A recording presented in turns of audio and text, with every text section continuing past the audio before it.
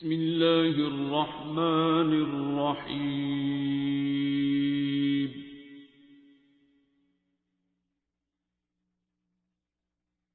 अर्रहमान। ठीक। एक हाँ और क्वेश्चन है। जी जी।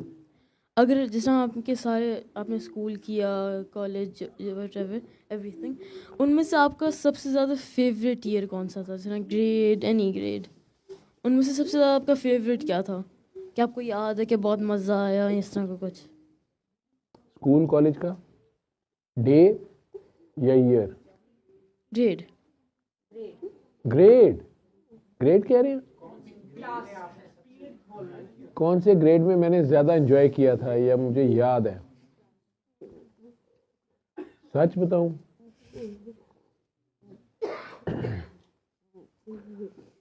पता नहीं। सच, ये आपके सवाल से मैंने अपने अंदर जब सोचा है तो मुझे लगा कि मैं सारों में एक जैसे ही था।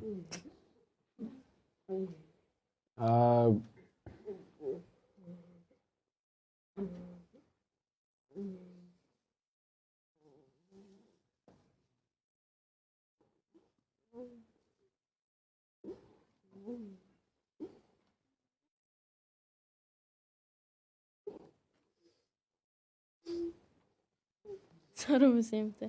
सारों में सेम था। आ,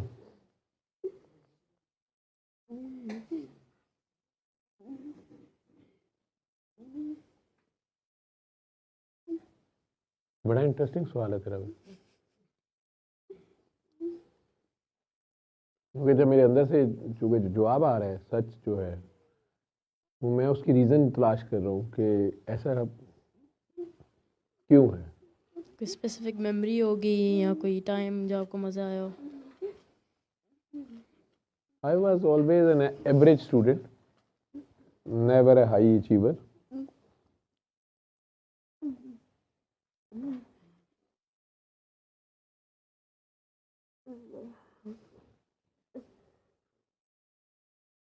मुझे लगता है मैं अपने आप में खोया रहता था और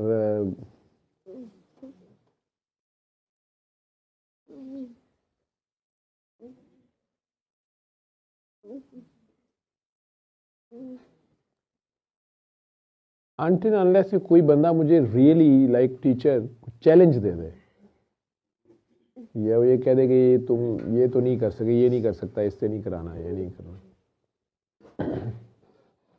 मैं बहुत ज़्यादा कोई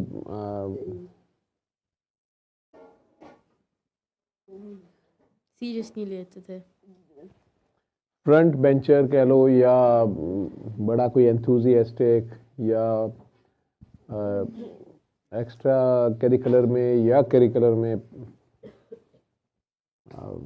एक्स्ट्रा परफॉर्म करने वाला भी नहीं था। लेकिन ज़िंदगी में ये ज़रूर हुआ 2-3 बार कि अगर किसी जगह पे किसी टीचर ने फॉर एनी रीज़न मैं कह रही नहीं, ये नहीं कर सकता, ये तुम नहीं करो, ये तुम नहीं कर सकते, सम और द अदर वो मैं कर देता था, कर जाता था। और मैंने कभी भी 2-3 बार ज़िंदगी में ऐसा हुआ, लेकिन दोनों तीनों बार मैंने अल्लाह ने मेरे से वो करवा लिया। और मैंने उस पर तीसरी बार जाके, जब मैं मेडिकल कॉलेज में आ गया हुआ था, तब मैंने ये सोचा कि ऐसा क्या है कि ये कैसे हो गया। उसमें अगर मैं आपको ऑनेस्टी से बताऊं तो मैट्रिक के एग्ज़ाम से नेक्स्ट डे, और मैथ्स मुझे इतना बुरा लगता था, और जो मैट्रिक का मैथ था, तो उससे पहले 8th तक जो मैथ था वो मैं कर लेता था। 9th से मैथ मेरी ग्रिप से ना मुझे समझ आती थी और ना ही मैं उसे कर पाता था, तो मुझे बुरा लगता था, मैं करना ही नहीं चाहता था। और एक चीज़ मेरे माइंड में आ गई थी कि ये मैं कर ही नहीं सकता, ये हो ही नहीं सकता, मुझे समझ ही नहीं आना।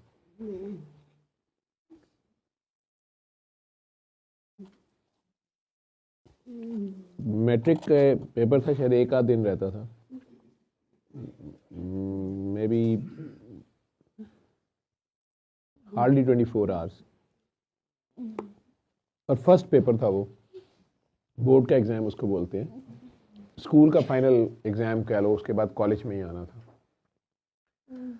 मेरे नेबर्स में थे प्रोफेसर, मेरे वालिद के कुलीग, मेरे वालिद की डेथ हो गई,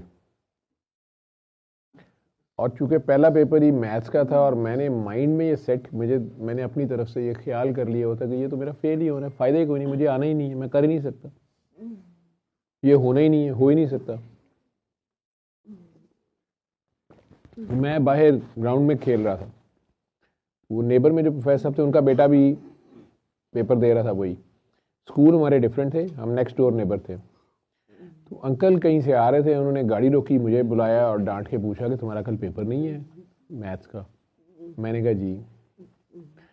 तो उन्होंने डांट के कहा कि तैयारी करो, पढ़ो जाके। मैंने कहा अंकल वो मुझे नहीं आता।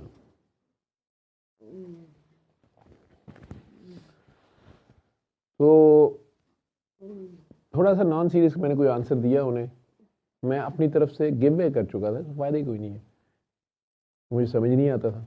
अब पूरा 2 साल में जो समझ नहीं आया, एक दिन में क्या समझ आएगा। तो मुझे याद है उन्होंने कुछ थोड़ी सी अजीब सा कमेंट पास कर दिया मेरे पे कि तुम्हारे जैसे बाकी बच्चों का भी को ख़राब करते हैं। वो उनका बेटा वाकई ऊपर उसका रूम था, तो वो खिड़की में से वो बैठा पढ़ रहा था, लेकिन वो ऑब्वियसली हमें खेलता हुआ देख रहा था। उनका वो वर्ड थे ना, तुम जैसे बच्चे। पता नहीं मुझे क्या हुआ, उन्होंने कहा हाँ तुम जैसों को समझ आ भी नहीं सकती, तुम्हें मैथ्स कहाँ से आएगा, लेकिन तुम जैसे दूसरे बच्चों को जो पढ़ रहे होते हैं डिस्टर्ब करते हैं, शोर करते हैं और ये करते हैं और वो करते हैं, डिस्ट्रैक्ट करते हैं, कुछ बोल बाल के वो चले गए।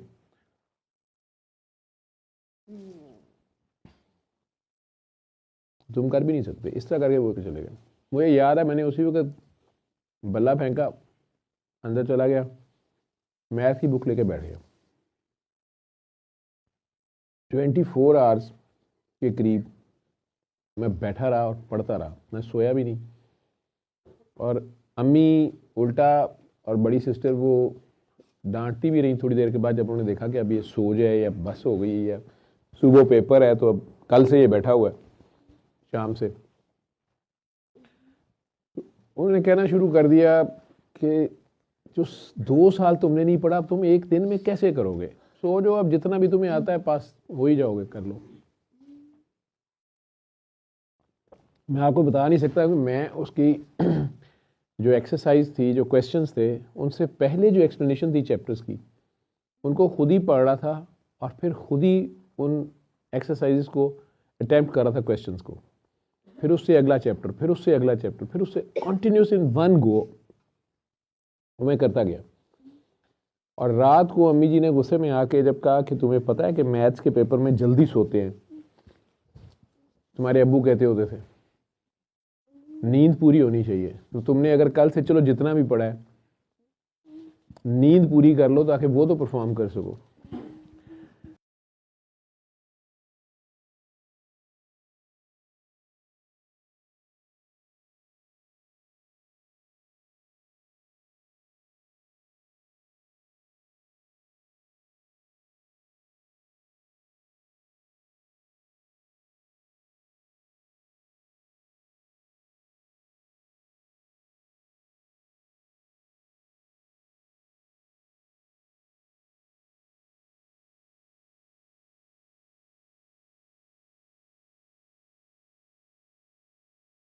अगला थ्योरम आ गया, तो मैंने आधा ही लिखा।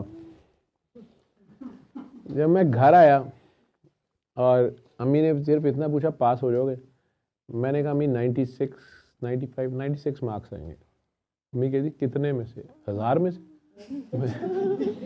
तो दिस वाज हर एक्सपेक्टेशंस। मेरी सिस्टर कहती है अम्मी 100 होते हैं, वो बेचारा 96 कह रहा है, या 9 आ जाएंगे या 6 आ जाएंगे। नहीं, लेकिन जब रिपोर्ट कार्ड आया तो आपकी अम्मी ने कहा नहीं कि हमेशा इस तरह ट्राई करो तो रिपोर्ट कार्ड तो बिल्कुल ही परफेक्ट बन जाए। मेरी माँ ने भी, सारों ने, मेरे टीचर्स ने, मेरे टीचर जो थे वो बड़े हैरान थे क्योंकि वो मेरा बोर्ड में दाखिला ही नहीं भेजना चाह रहे थे। और उन्होंने बहुत मेरी तारीफ, मुझे बहुत प्यार किया। उन्होंने मुझे कहा कि इससे एक चीज़ साबित हो रही है कि अगर तुम मेहनत करो, तुम खुद नहीं पढ़ते हो। मैं कुछ नहीं कहा उन्हें, क्योंकि मेरे वही 4 मार्क्स कटे उसमें से। उसके बाद मुझे वो थोड़ा सा इंटरेस्ट पैदा हो गया कि मैथ्स जैसी चीज़ हो गई है तो बाकी सब्जेक्ट्स, फिजिक्स भी मुझे थोड़ी सी बुरी लगती थी, थोड़ी वो पढ़ी, थोड़ी केमिस्ट्री पढ़ी।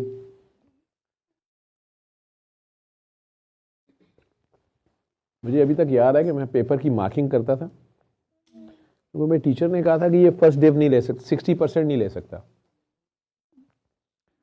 और जो ही मैं पेपर हल करते हुए ये देखता था ना कि मुझे क्रिकेट का शदीद शौक होता, मैं उसे करते हुए मार्किंग करता था कि इसमें से 70%, 60, 70 बन जाएंगे। चाहे अगला क्वेश्चन आता भी है, मैं बाहर निकल नहीं करता था क्योंकि बाहर क्रिकेट हो रही होती, पेपर छोड़ा था बाकी। मैं, अब मुझे याद है अभी भी, मैं कहते ठीक है 70 बन जाएंगे, ठीक है। सर ने कहा था ये 60% नहीं दे सकता, 60 से ज़्यादा ही लेने हैं।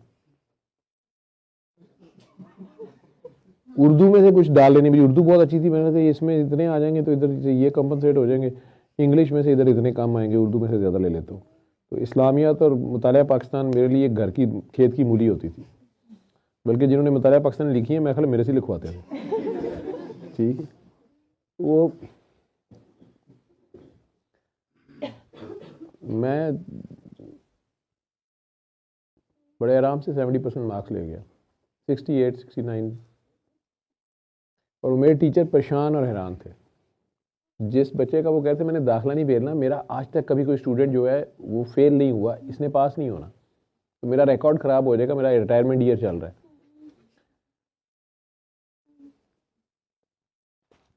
मैंने सिर्फ उससे खुद ये सीखा कि ज़िंदगी में एक तो ये कभी नहीं सोचना चाहिए कि I can't do this, I can't achieve it, ये मेरे से नहीं हो सकता। नहीं, मेरे ज़िम्मे कोशिश है, नतीजा अल्लाह के हाथ है।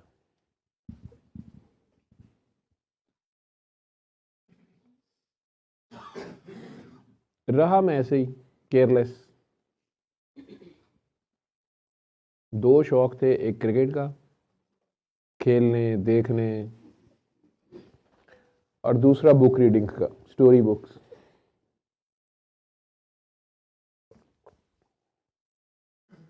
बाबा भी क्रिकेट में जीतते भी थे। तो बस आपका फेवरेट सब्जेक्ट इंग्लिश होता था फिर इन जनरल? मेरे अब्बू इंग्लिश के प्रोफेसर थे गवर्नमेंट कॉलेज लाहौर में, और मुझे बहुत बुरी लगती थी। डायरेक्ट इनडायरेक्ट स्पीच जो थी ना, उन्हें मुझे बड़ा गुस्सा था।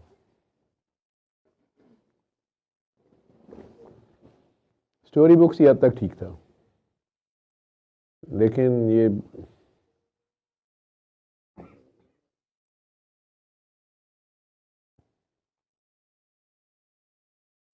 डॉक्टर बनने के बाद हाउस जॉब, हमारी जो इंटर्नशिप होती है, इनिशियल जो ट्रेनिंग होती है, उसके बाद जब रियल लाइफ की ड्यूटी शुरू हुई थी as a doctor, I think that is the time जब मैंने रियल इंटरेस्ट के साथ कोई काम करना शुरू किया था, सेंस ऑफ रिस्पॉन्सिबिलिटी के साथ, और टारगेटेड काम था कि ये मरीज़ की जान बचानी है, इस मरीज़ को जल्दी ठीक करना है, इसको जल्दी ठीक होना चाहिए, इसको करना है। और उसमें मैं खो गया, क्योंकि मेडिकल के जो 5 इयर्स थे उसमें मैंने बहुत ज़्यादा नहीं पढ़ा था ध्यान से, बस पास हो जाते थे। लेकिन प्रैक्टिकल जब शुरू किया तो एक सेंस ऑफ रिस्पॉन्सिबिलिटी थी कि मेरे लैक ऑफ नॉलेज की वजह से कोई इंसान जो है वो सफ़र ना कर जाए, तो उसमें एक्स्ट्रा विजिलेंट होकर करना शुरू किया काम। और 92 से हाउस जॉब स्टार्ट हुई थी, और 99 में जब मुझे प्रिक हुआ तो 7 इयर्स में डॉक्टरी में कम से कम मुझे जो उस्ताद थे शहर में, वो भी कई बार कंसल्ट कर लेते थे, या अपने पर्सनल पेशेंट्स जो थे, उनके ब्लड रिलेटिव्स, पेरेंट्स वगैरह, उनके केस में मेरे पे ट्रस्ट करते थे। तो ये एक बहुत बड़ी बात होती है जूनियर डॉक्टर के लिए। पोस्ट ग्रेजुएशन में कर रहा था, लेकिन और दूसरों की जान भी हिसाब किए रखता था पेशेंट के मामले में।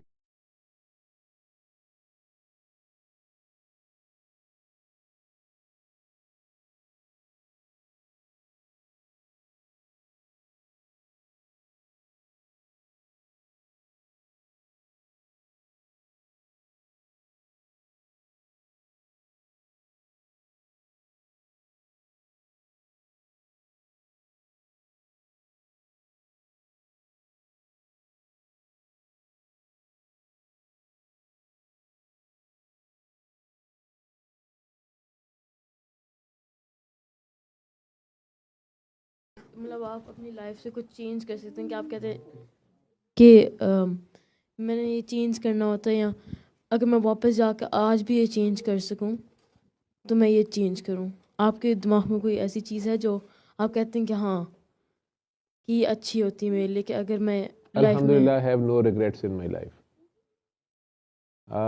इवन अगर अभी अल्लाह मेरी जान निकाल ले, अभी मैं चला जाऊं, तो अल्लाह के आगे तो मैं फेल हूँ, मैं उसका हक नहीं अदा कर सका। लेकिन मेरा ज़ाती ख्याल है कि मेरा ख्याल है, शायद मैं गलती ना खा रहा हूँ, डरता हूँ इस बात से, अगर ऐसी कोई बात है, दुनिया का कोई इंसान ऐसा नहीं है जिसका मैं कोई देनदार हूँ। किसी का कर्ज कोई मैंने लौटाना हो, किसी की मैंने दिल आज़ारी इस तरीके से की हो कि वो मेरे से बदले के लिए तड़प रहा हो, कहीं अगर हो गया तो मैं माफ़ी चाहता हूँ किसी से भी। लेकिन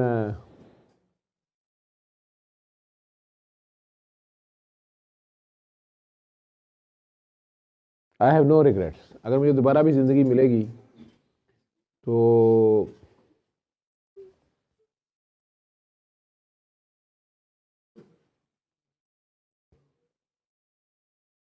मेरे ऐसी, मैं सरकार की उम्मत में से होना चाहूँगा, पाकिस्तानी ही होना चाहूँगा।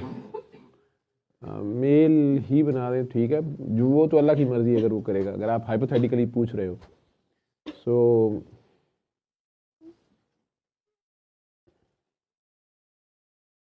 मेरे अल्लाह ने मुझे बड़ा मज़े में रखा है आज तक।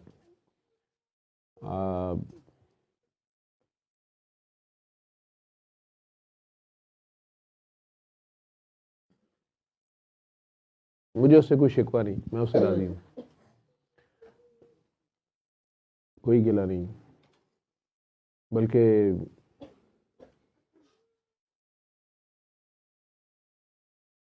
उसने जो भी मेरे लिए लिखा, जैसा भी लिखा हुआ है, आज के दिन तक, इस सांस तक, वो खूबसूरत है। मुझे अपने शुक्रगुजार बंदों में रखे, बस ये मैं चाहता हूँ। डरता हूँ इंसानों से, क्योंकि दुनिया किसी हाल में खुश नहीं रहती। मिसहैप्स, एक्सीडेंट्स इंसानों की कैलकुलेशंस में होते हैं, लेकिन I have no regrets. Thank you. मैं एक्सपेक्ट नहीं कर रहा था इस तरह के सवाल तेरे से। बड़ा ज़बरदस्त किस्म का तूने तो इंटरव्यू कर मारा। علم القرآن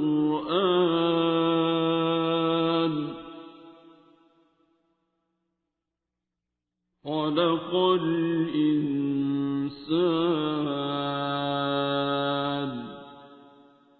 علمه البيان